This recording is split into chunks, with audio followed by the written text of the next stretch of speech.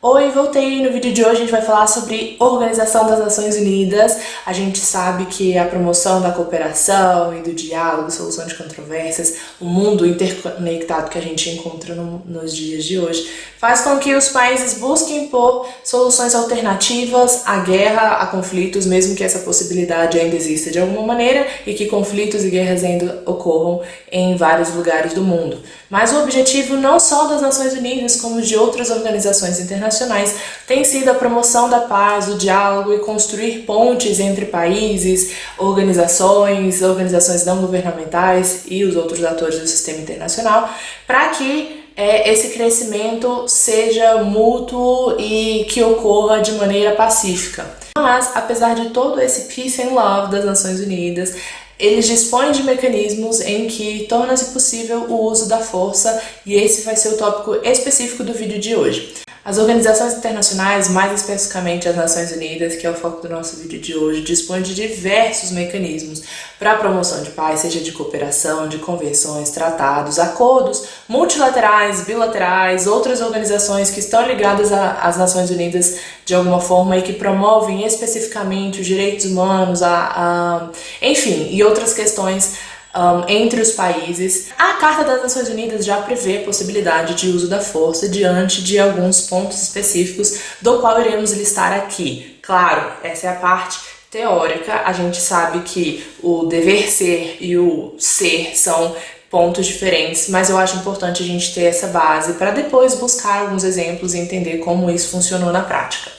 Primeiramente, a Carta das Nações Unidas possibilita o uso da força diante de um risco iminente ao sistema internacional. Então, caso o Conselho de Segurança das Nações Unidas, que é um órgão muito importante quando a gente fala de forças militares da ONU, dos capacetes azuis, pois é esse órgão em específico que toma as decisões quanto à atuação e ao uso da força em diversos países ou regiões. Então, caso o Conselho de Segurança identifique esse risco iminente, essa ameaça à paz e à segurança internacional, de certa forma, existem mecanismos que podem ser usados para evitar que isso se expanda. Por meios não militares, existem várias sanções, o isolamento do país em relação a alguns pontos específicos. Isso faz com que o país, mas pode ser outros atores também, estou colocando aqui como país que eu acho que fica mais fácil de visualizar, identificam que estão sendo observados de alguma maneira, que precisam tomar um posicionamento diferente. Mas existem também os meios militares, que acabam ocorrendo ações para manter ou estabelecer a segurança internacional nesses lugares, caso a mesma não exista ou esteja fragilizada. A segunda possibilidade de atuação do uso da força é de legítima defesa. Quando um Estado é ilegalmente atacado, o Conselho de Segurança que decide sobre essa atuação, sobre enviar tropas militares para tais países ou não. Aí que tem um ponto bastante controverso e até mesmo complicado. Eu já tinha dito anteriormente que o Conselho de Segurança tem um papel muito importante e decisivo no envio ou não de tropas militares para essas regiões, dentro dessas possibilidades. Porém, a gente sabe que, mesmo falando sobre Conselho de Segurança, eles são formados por países que possuem interesses específicos e esses interesses podem atrapalhar a depender da ação e do porquê que estão afirmando uma intervenção militar ou uma intervenção humanitária, ou seja lá as outras diversas possibilidades que a gente tem. Apesar de representarem o Conselho de Segurança, os estados individualmente que estão inseridos dentro desse Conselho de Segurança também possuem interesses. E isso pode influenciar, e muitas das vezes acaba influenciando, a decisão deles em relação a atuar em um país ou não.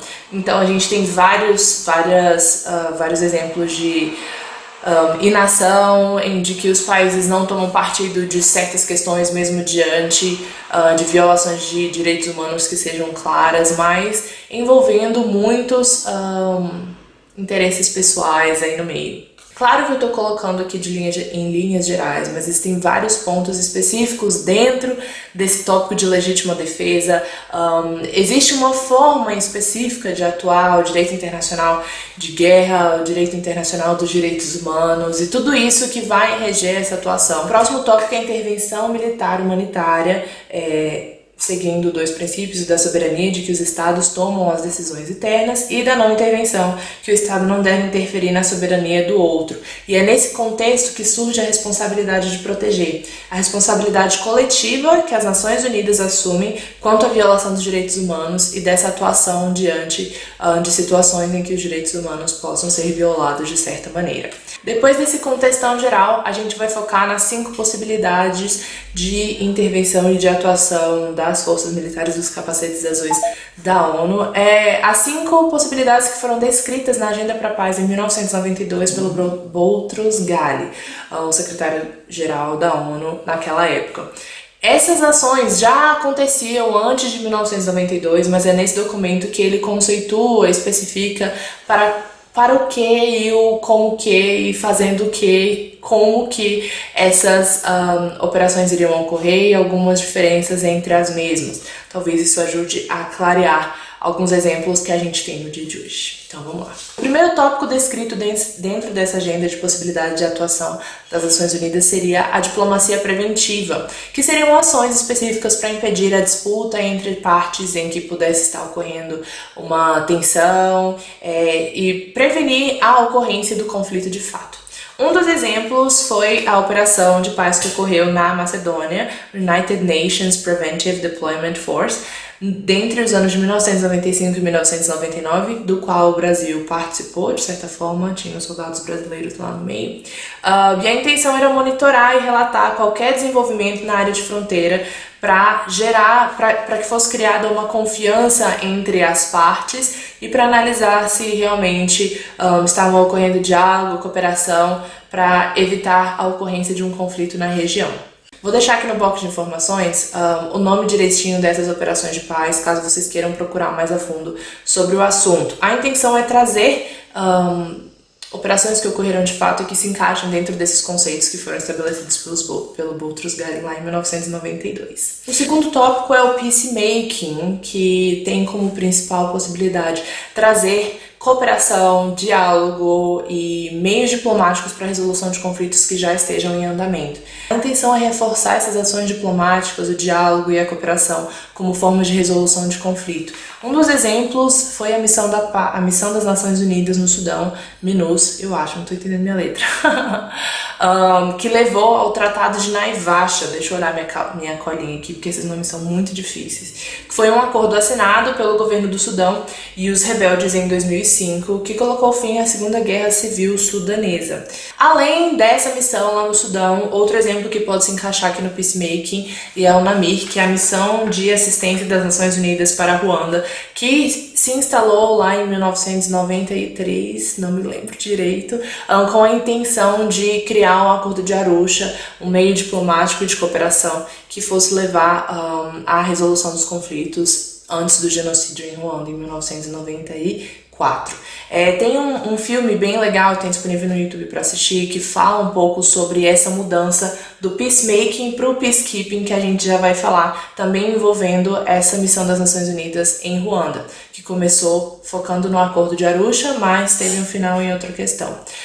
O nome do filme é A História de um Massacre, que foca especificamente sobre a atuação das Nações Unidas e do comandante Romeu Dallaire nessa atuação lá em Ruanda. Eu já citei o terceiro tópico, né, de possibilidade, que seria o peacekeeping, que seria um desdobramento da presença das Nações Unidas, assim como ocorreu lá em Ruanda, normalmente envolvendo militares das Nações Unidas, que teriam como ação principal promover a manutenção da paz por meio da implementação de um cessar-fogo ou de um acordo de paz. A UNAMIR começou com o peacemaking, foi transformada para peacekeeping, e isso é muito normal e pode acontecer no meio das operações de paz e dessa classificação de diplomacia preventiva, peacemaking, peacekeeping e de outros termos que a gente vai falar no vídeo de hoje. Elas podem começar com um propósito e terminar com outro, e essas mudanças vão ocorrendo principalmente relatadas nas resoluções do Conselho de Segurança, que são disponíveis na internet. Vou deixar o link aqui embaixo para vocês, que vocês podem acessar os relatórios estão todos descritos lá.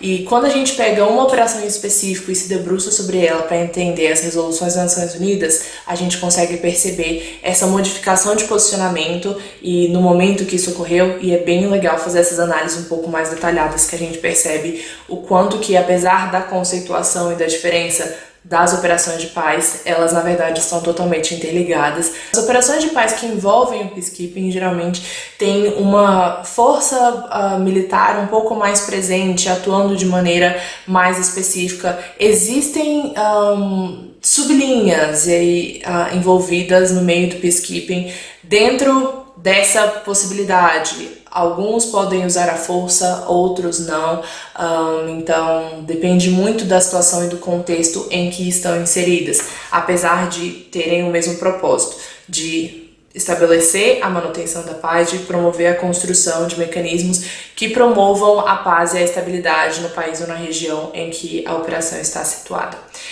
Existe mais duas operações de paz dentro do peacekeeping que eu gostaria de citar. A primeira, a MINUSTAH, a Missão das Nações Unidas para a Estabilização do Haiti. O Brasil participou ativamente dessa missão e tem um filme específico falando sobre a missão do Haiti. Vou deixar o link aqui embaixo também, se vocês quiserem assistir, porque tem disponível no YouTube. Além disso, tem a Operação das Nações Unidas no Congo. Tem um filme no Netflix que se chama Jadotville, não sei se fala assim, mas acredito que sim. Que foi uma operação de paz estabelecida no Congo logo após as eleições, em que a principal missão era ajudar o governo a manter a estabilidade do governo, a proteger as instituições, tendo em vista que alguns grupos específicos logo depois da eleição estavam criando regiões de conflito. E esse é um filme bem interessante porque trata não só a forma como eles agiram, mas a forma como a própria, não só a população, mas os outros grupos reagiram à operação de paz que estava ocorrendo no Congo. É bem legal e tem uma visão bem diferente e se encaixa dentro do peacekeeping. Dentro do peacekeeping também é importante colocar um asterisco aqui, que essas operações de manutenção da paz podem usar força para se defender, em especial quando o governo ou as instituições inseridas não promovem essa segurança, tanto para os civis quanto para os soldados que estão promovendo o trabalho ali naquela região. Então esse é um ponto muito importante. Peace Enforcement traz medidas mais coercitivas, usando explicitamente a força militar, não apenas como defesa, como no caso do peacekeeping que a gente citou anteriormente, mas de uma maneira mais ativa. Todas as outras medidas já citadas aqui exigem a decisão do Conselho de Segurança das Nações Unidas, mas o Peace Enforcement especificamente é muito sensível e é um dos temas tratados com bastante delicadeza, tendo em vista os desdobramentos que podem ocorrer diante dessa ação militar um pouco mais coercitiva.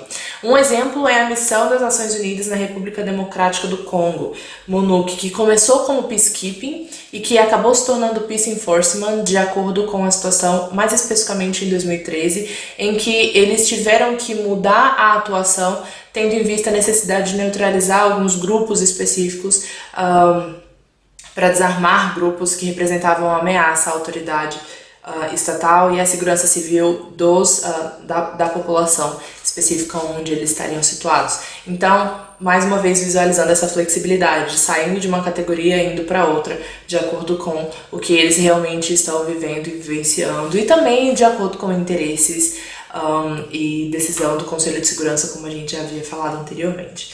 Por último, não menos importante, Peace Building, que foca na reestruturação, no apoio à estruturação de tópicos dentro desses estados que auxiliem ao crescimento, para que eles possam crescer instintivamente e reduzir o risco ou as possibilidades de entrar em um novo conflito mais uma vez. É um processo complexo de longo prazo, tendo em vista que as atividades precisam ser criadas e estruturadas, porque muitas vezes não existem, e buscam aumentar a capacidade do Estado para desempenhar as suas ações assim como deve ser. É uma operação mais de apoio, de dicas e de ensinamentos de know-how, de como eles podem estruturar para fazer com que o Estado possa andar com as suas próprias pernas.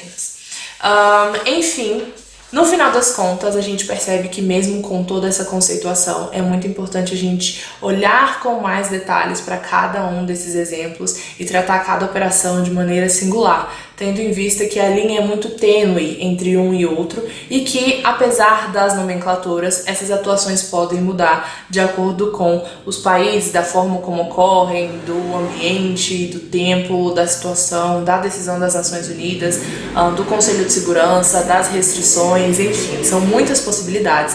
Eu espero que o vídeo de hoje tenha ajudado de alguma maneira. Vou deixar aqui no box de informações algumas leituras complementares, assim como o nome dos filmes citados no decorrer do vídeo. A gente se vê aqui semana que vem. Um grande beijo e até lá. Tchau!